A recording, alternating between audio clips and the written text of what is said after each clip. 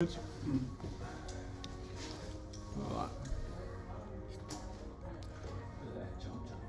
Sweet. Realistic. How'd exit go for everyone? Not good. Not too bad. That was a great exit there, really good. And then you put the brakes on. Yep. Yeah. It's normal, just trying to fight that urge. So you had a great exit. You know why? Because I went to the right slot. Yeah, you went to that. Because I was looking at you for a bit, like, yeah, okay, cool, go. I'm like, nah. Great exit there. I should have nailed it over anyway, I should have just nailed it over anyway. Yeah, just pumped over because you exited perfect in the perfect slot there, and if you had just pinned it with the legs, and then pinned it with the arms, you would have been fucking spot on. Really good there, Simon. Excellent. So let's see what happened here for the backies.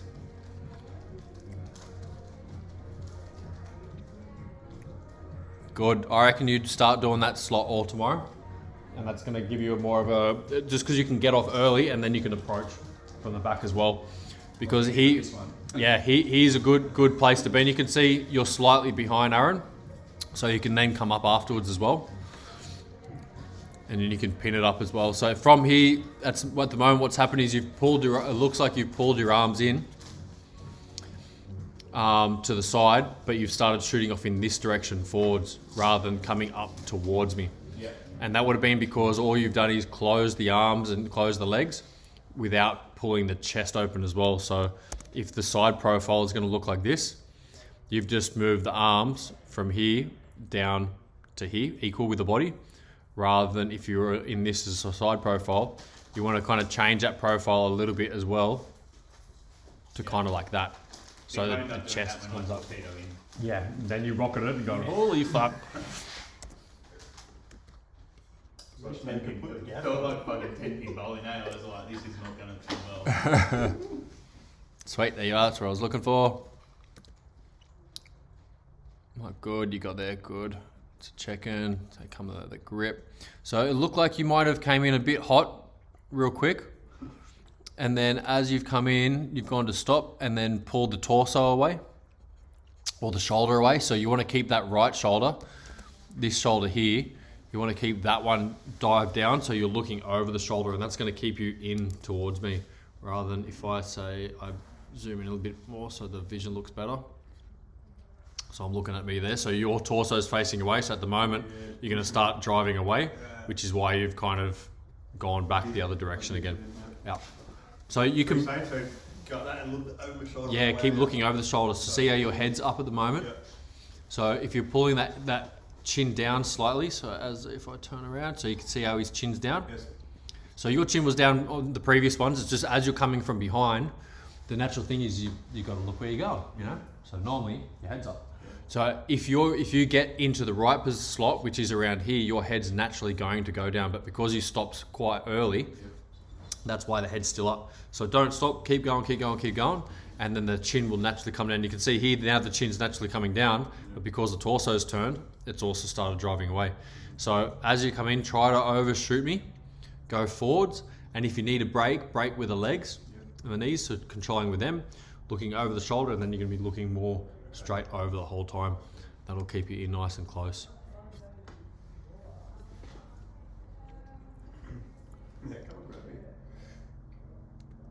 Cool, let's see you're starting to come back now. I'm like, come on, come fucking grab us. Yeah, I think I should have done that like... Bam, good. Very good. Oh, So nice. I didn't feel too much tension there, hey?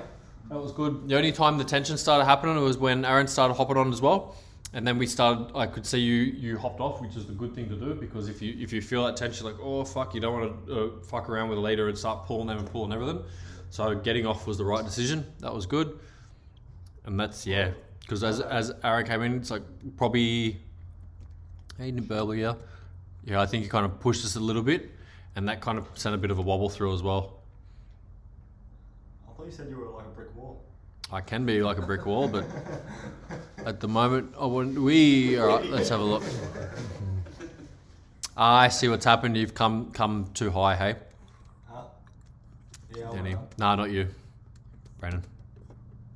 Come from here. So you'll see you've probably arched too much. So you've probably done, as you're approaching really quick. I'm looking. Yeah, I arched down to here. come out of it because I didn't know. I was like, fuck, this is fast. Yeah, so you're approaching quick. If you see the level you're on now, how you're above the horizon. Yeah. So if you were in this position and you were below the horizon right now, Yeah. you'd find you'd approach and you'd end up in the same position as Aaron is here. Yeah. Okay. Yeah. So as you're coming in close, you've ended up actually way above us, Yeah. and that's what's, yeah. So I would recommend not doing that, but at the same time, what you did and stalling, you've pulled yourself away over here, Yeah. and you've kind of avoided hitting all of us as well. Because what could have You can happened? step in bowling. Yeah, what could have happened is you could have gone over the top of me like that, and that would be definitely not good. But ideally, what you want to do is, if you're seeing this cut happen early, the hard thing is at distances of like 100 meters to 50 meters, the dots don't really change. They stay looking pretty similar. At 50 meters to 0, they change fucking quick. And if you've got that speed in your motoring, this is the thing you'll start seeing when you start doing angles and really approaching in skydiving, because we have a lot of closing speeds that are really quick. You need to be kind of anticipating, like, okay, I think I'm getting a lot of speed. Okay, this is it. And then as soon as you see that starting to get big, the dots starting to get bigger, you want to widen. Okay, because as soon as you widen your body, rather than kind of going steeper, if you were, say, I'd probably be about here, I'd start widening now, because I can see this dot. It doesn't look much different, doesn't look much different, doesn't look much different, doesn't look much different, not much different, not much different. Now I see a significant change. Yeah. Yeah, and especially now. So now you want to, if you see you're overshooting, widen the body. So if I'm going to draw a front view, if this is the head, that's the body, that's the legs. Okay, so we're going fast. Yeah, pretty much from Alien Head. So we're going fast. You want to widen star jump wise. So do a star jump, both legs and arms. Yeah. And then you want to do a dead dog with a body. Like that, rather than going like that. Yeah. Yeah. So you're approaching in at the moment in this position here, with obviously your head's there. That was way too fast. Yeah. And no, it's good to feel that approach, because that's what you want to do to accelerate, and your arms are wide. So as soon as you get there, if your first stage is this, widen the body first. If that's not working, then this, because what's going to happen is it's going to wash the speed off, and it's going to drop you. It's going to drop you in this direction. Yeah, down here. So that way, if you're clear, you're going to be clear and you're going to be safe of everyone. Compared to what's happening here, you'll find, and the reason is, if you're going in a bigger group, you're essentially gone on an angle on your belly, the other direction, and someone else could be here and then. Yeah, I just bailed, hey, I'm like, fuck that. Yeah. So ideally, try and get that habit of going fuck and doing this. But the problem is, if you just do this without this, you can carry that speed and you end up shooting forward still, which means you're in almost a more dangerous spot, because then if you kook it and you flatten out here, then you can smack back in straight in. So, which I'll draw that on here so you can see it. So yeah, if this is the leader, and then you're flying this way and you fuck it and then you dead dog like that, but you're maintaining the speed, you overshoot, and then if you change the pitch, now it's going to shoot you back. Like that. I should have drawn it here so you can see it a bit easier on when you're watching it later. So ideally, that's what you want to do. Everyone was safe. You could see awareness. Probably scared the shit out of you just as much as I did for Chris over here. I was just coming back. I was playing with my hands and shit, and I was sort of just coming. What the fuck is that? Come from, man. Did he come over to you? Hey, fucking moving.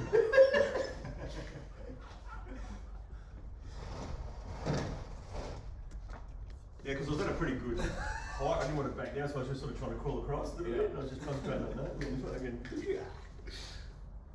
Felt your shock as I went past.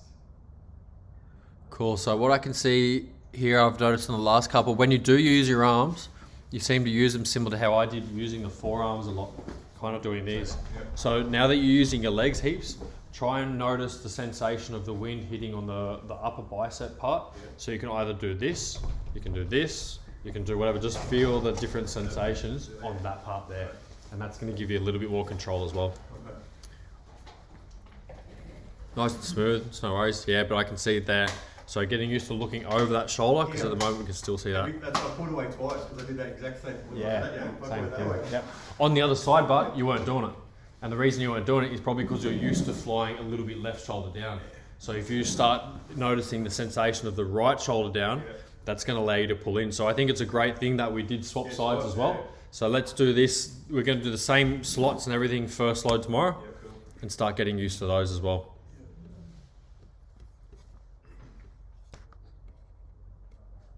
Well done, sorry. Yeah, really good. And nice coming back as well. Good control. Cup in the end, fucking with that one. So it seems like on the other jump, you were using the hand. It's just using the other hand, not the right one. So you must get use the left shitloads compared to the right. Yeah. That's weird, eh? Yeah. What's your signal? Of This hand. Hey, if I can take my strong hand.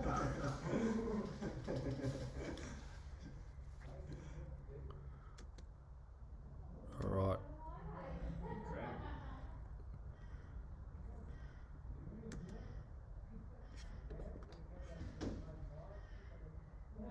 So I'm watching the control points of where he's controlling with.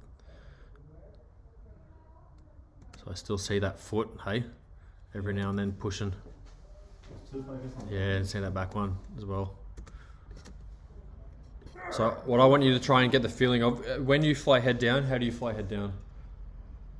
With your arms, what do you do with your arms when you fly head down? Cool. Where do you feel pressure? Do you feel any pressure on the biceps? Cool. I want you to notice the feeling of the wind hitting your biceps on the front, because it seems here when we're flying heaps, when you're flying on your back, you have a lot of pressure under this area and on the back of the hand under here as well. So try to feel, when you want to go slow, the pressure on the front here as well. Yeah, like that. Cool. And that's going to allow you to start feeling like you can go steeper, and it's going to allow a little bit more control for back flying too. And it's also going to help for when you, say, accidentally go too forward. Ready? In, say, that motion, see how your automatic thing is to push on the wind here with the hand? Yeah. You want to do the opposite and push your arms forward and up, like that. Yeah, so give that a go.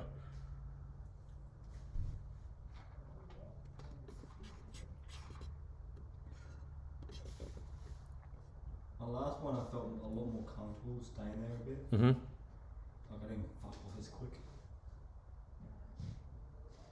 That was good. Sweet. Good jumps. Thank you very much, guys.